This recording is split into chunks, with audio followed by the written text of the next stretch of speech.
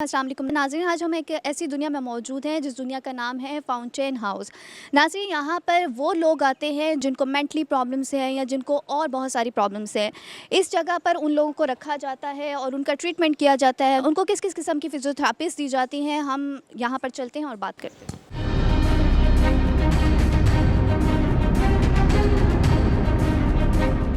नाज़रीन, हमारे साथ मौजूद हैं डॉक्टर इमरान साहब। ये यहाँ पर मेडिकल सुपरिटेंडेंट भी हैं। हम इनसे जानेंगे कि यहाँ पे लोग किस तरह से रहते हैं, किस तरह से उनका ट्रीटमेंट होता है और ये कौन लोग हैं। अस्सलाम वालेकुम सर। जी वालेकुम सलाम। पहले तो मैं अल्लाह ताला का बड़ा शुक्रगुज़ार हूँ कि उसने एक और ज़िंदगी और सेहत वाला दिन आप सबके साथ गुजारने का मुझे मौका दिया, और लाखों दुरूद सलाम नबी पाक सल्लल्लाहु अलैहि वसल्लम के साथ मुबारक पे। बहुत शुक्रगुजारी कि 92 न्यूज़ आपने यहाँ पे विज़िट किया है।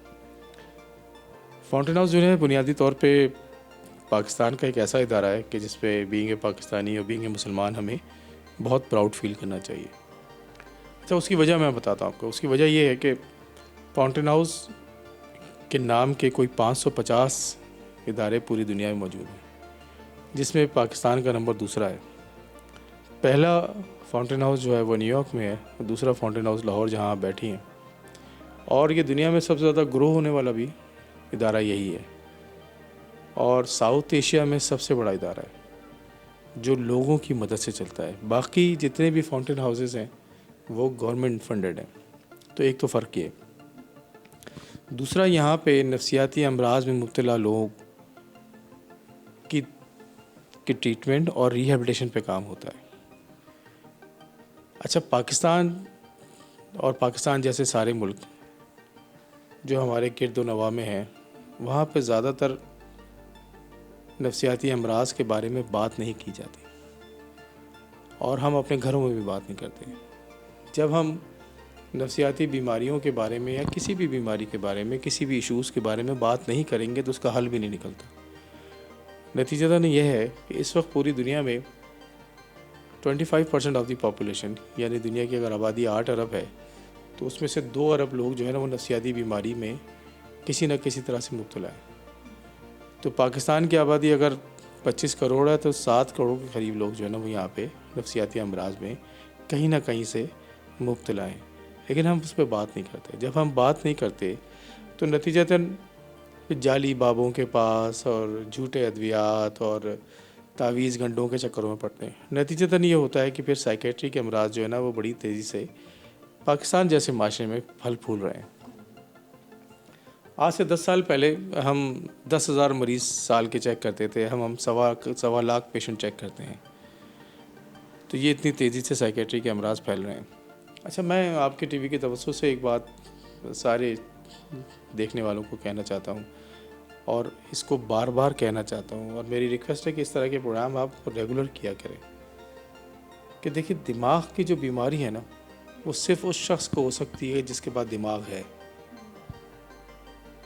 तो जितने लोग टीवी देख रहे हैं सबके पास दिमाग है, तो उनको कभी ना कभी परेशानी आ सकती है, उनके ख़ानदान में प्रॉब्लम हो सकती है, उनको कोई इम्तिहान से गुज़रना पड़ सकता है। और सबसे बड़ी बात यह है कि हमारी जीन्स में, हमारी नस्ल के अंदर ये बीमारियां मौजूद होती हैं। तो ये किसी को भी हो सकता है। तो जब ये किसी को भी हो सकता है तो इससे असल बात यह है कि बचना कैसे, इम्पॉर्टेंट बात ये। और दूसरी इम्पॉर्टेंट बात यह है कि अगर आप ये समझ लें कि ये हो सकती है मुझे भी, तो फिर आपको किसी और को पागल नहीं कहना चाहिए। ठीक है, 2 बातें तो ये हमने कर ली कि एक तो दिमाग की बीमारी किसको हो सकती है, और हमारा बिहेवियर क्या होना चाहिए। और अगर खुदा न खास्ता घर में ये बीमारी आ जाए, मोहल्ले में बीमारी आ जाए, तो कि मैंने आपको बताया कि 7 करोड़ लोग, तो ये तो हर घर की कहानी है तकरीबन। तो क्या करना चाहिए? तो जाली बाबों के पास नहीं जाना चाहिए, नज़र नहीं उतरवाना चाहिए, तावीज़ जो है ना वो गंडों वालों के पास नहीं जाना चाहिए। हाँ, उसका नतीजा ये होता है कि जब हमारे पास पेशेंट लाया जाता है तो उसका जिस्म जला हुआ होता है, और उसको जंजीर से बांधा हुआ होता है, उसकी नौकरी ख़त्म हो चुकी होती है, उस बच्ची को तलाक हो चुकी होती है। तो ये सारी चीज़ें जो है ना वो जब हमारे पास आती हैं तो वो फुल ब्लोन होती हैं। तो मेरी रिक्वेस्ट ये है कि जितने लोग ये टीवी प्रोग्राम देख रहे हैं, अगर ज़रा सी भी बिहेवियर में कोई तब्दीली है, طبیعت میں کوئی خرابی ہے, نیند کی کمی ہو رہی ہے, پہلے بہت اچھا کام کر رہے تھے اب نہیں کر رہے ہیں, جاب میں انٹرسٹ نہیں لے رہے, رشتوں میں خرابی ہے, تو ڈاکٹر کے پاس آنا چاہیے, ہاسپٹلس میں آنا چاہیے, جعلی بابوں کے پاس نہیں جانا چاہیے. اور ایک اور بہت بڑا المیہ ہمارے معاشرے میں جو ہے وہ المیہ ہے کہ جو بندہ نشہ کرتا ہے, جو بندہ کام چور ہے, جو ذہنی طور پہ بیمار ہے, ہم اس کی شادی کر دیتے ہیں. ٹھیک ہے نا, تو یہ بھی ذرا دیکھ کے کریں کہ ہر چیز کا علاج جو ہے نا پاکستان میں شادی ہے ویسے, تو اس کے بعد پھر وہ خالی ایک نہیں, اس کی مطلب دونوں فیملیاں ڈسٹرب ہوتی ہیں اور الٹیمیٹلی وہ کولیپس ہوتا ہے, اور پھر جو اس کے نتیجے میں بچے پیدا ہوتے ہیں ان کی بھی زندگیاں بہت زیادہ میزریبل ہوتی ہیں اور بہت زیادہ تکلیف سے گزرتے ہیں. فاؤنٹین ہاؤس کو کوئی تقریباً 53-54 سال ہو گئے ہیں اس کو رن کرتے ہوئے, اور یہ ٹوٹلی کمیونٹی بیس ہے, لوگوں کی مدد سے چلتا ہے. ہمارے چیئرمین ڈاکٹر امجد ثاقب صاحب جو اخوت کے بھی چیئرمین ہیں, ان کا ویژن یہ ہے کہ انیشیلی طور پہ فاؤنٹین ہاؤس جیسے ادارے پہلے تو پنجاب کے ڈویژنل ہیڈ کوارٹرز میں اور اس کے بعد پاکستان کے سارے ڈویژنل ہیڈ کوارٹرز میں بننے چاہیے, جس کا نتیجہ یہ ہے کہ اس وقت ہمارے 3 ایگزسٹ کرتے ہیں, جس میں ایک آپ یہاں بیٹھی ہوئی ہیں, یہ 400 بیڈ کا ہاسپٹل ہے جہاں پہ 400 پیشنٹ رہتے ہیں. دوسرا جو ہے ہمارا فاروق آباد میں جو 25 ایکڑ پہ محیط ہے, میں آپ سے ریکویسٹ کروں گا اس کو بھی جا کے دیکھیں. تو زیادہ ہماری وہاں بہنیں وہاں پہ رہتی ہیں, اور آپ کو ہم بتائیں گے کہ وہ کون بہنیں ہیں اور کیسے رہتی ہیں. اس کے علاوہ تیسرا جو ہے وہ ہمارا سرگودا میں ہے, وہ بھی 8 ایکڑ پہ بنا ہوا ہے. چوتھا ہم اس وقت فیصل آباد میں زرعی یونیورسٹی بنا رہے ہیں. 5واں انشاءاللہ ملتان اور چھٹا کراچی, مطلب یہ ایک ٹریک ہے ہمارا. دنیا میں مشکل ترین کام سائیکیٹری کے امراض کو ڈیل کرنا. اس کی وجہ یہ ہے کہ کسی بھی بیماری کے لیے جب کوئی شخص بیمار ہوتا ہے تو اس کی فیملی جو ہے نا اس کو بہت زیادہ سپورٹ کرتی ہے, اس کو ہاسپٹل میں لے کے جاتی ہے, ڈاکٹر کو چیک کراتی ہے, دوا لے کے آتی ہے. سائیکیٹری کے امراض میں بدقسمتی یہ ہے کہ سب سے زیادہ جو پین کسی پیشنٹ کو ملتی ہے اس کے گھر سے ملتی ہے. سب سے پہلے تو اس کو کہا جاتا ہے تو پاگل ہے, تو ٹھیک نہیں ہے. اسے باندھ بھی دیا جاتا ہے. باندھنا تو بہت دور ہے نا. گھر میں اگر کوئی لڑکی یہ کہہ دے ساری کہ مجھے تو ڈپریشن ہو رہا ہے کندھے پہ, تو میں بتانا نہیں کسی کو, کیونکہ بدنامی ہو جائے گی.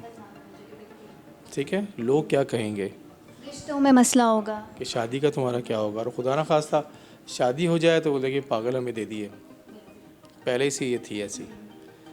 پھر جو جس کام کے لیے نبی پاک صلی اللہ علیہ وسلم نے 1450 سال, کیونکہ میرے لیے رول ماڈل جو ہے نا نبی پاک صلی اللہ علیہ وسلم کے ساتھ مبارک, 1450 سال پہلے جس طرح انہوں نے بیٹیوں کا خیال کیا اور بیٹیوں کو عزت دی. آج بھی بیٹی ہمارے پاس 2nd گریڈ ہے بھائی, اس کے ٹریٹمنٹ پہ نہیں لے کے آتے اس کو پڑھنے کی تعلیم کے لیے اس کی پرائرٹی نہیں ہے ہمارے, کہ جی اسکول نہیں ہے ہمارے علاقے میں تو ہم نہیں داخل کرائیں گے اس کو. تو 50% تو آبادی پاکستان کی جو ہے وہ عورتیں ہیں. ٹھیک ہے, جب آپ کو ان کو پروموٹ ہی نہیں کیا, آپ سپورٹ ہی نہیں کیا, تو نتیجتاً 50% تو ویسے ہی نیچے چلے گئے.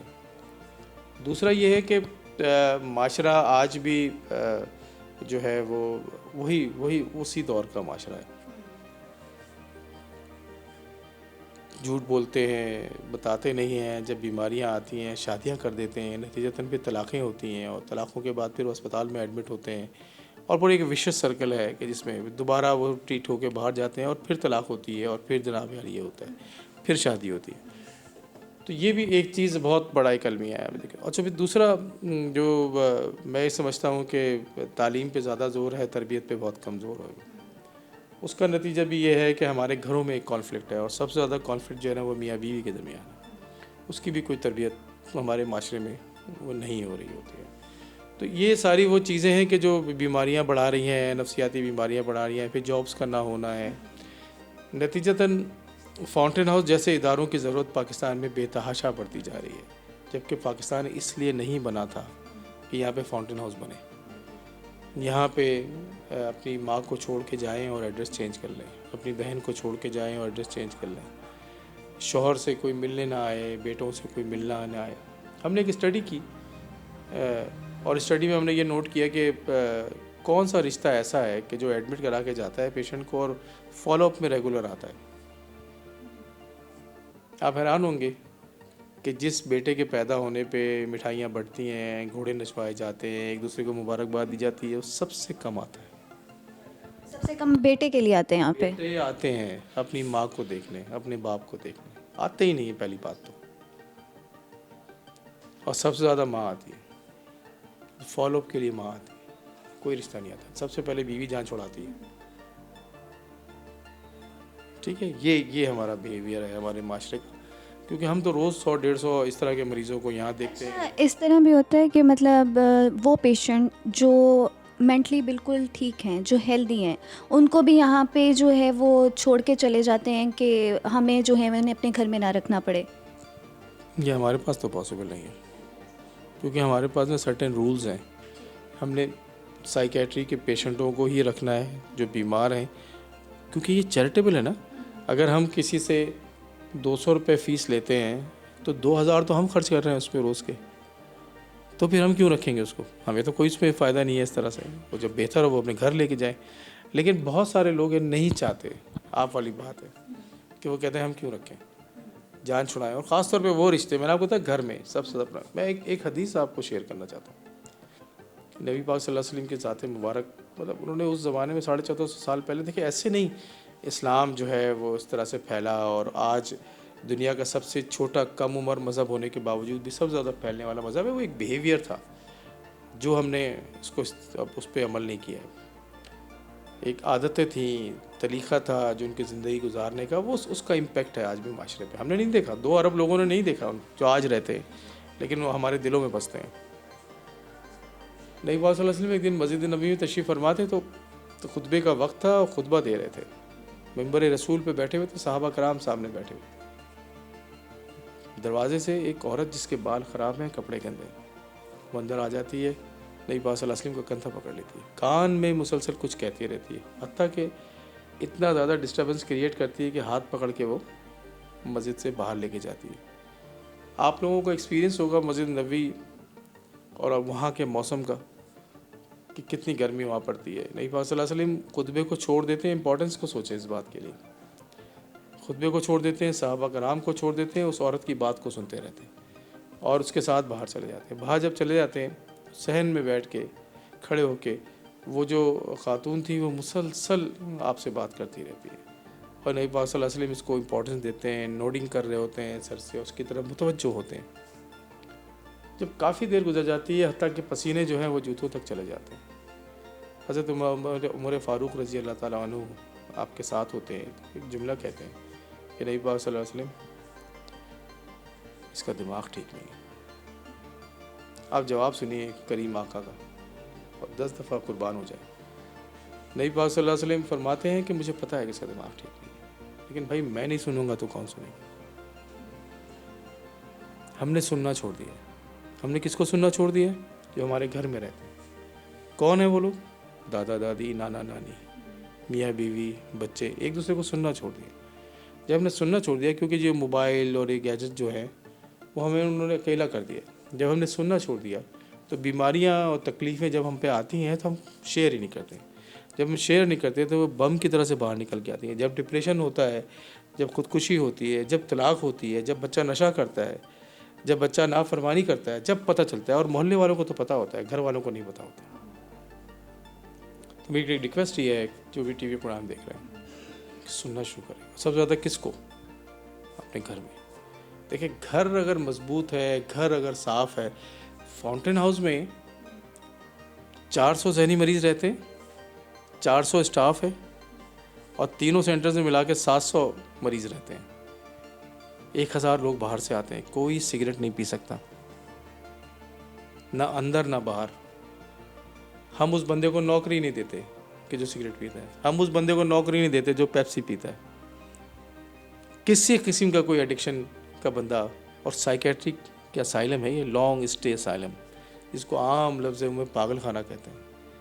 پوری دنیا میں سائیکیٹری کے اس طرح کے جو انسٹیٹیوٹس ہیں، ایون فاؤنٹین ہاؤسز ہیں، وہ دیواروں پہ ڈبے لگے ہوئے، بٹن دبائیں سگریٹ نکالیں.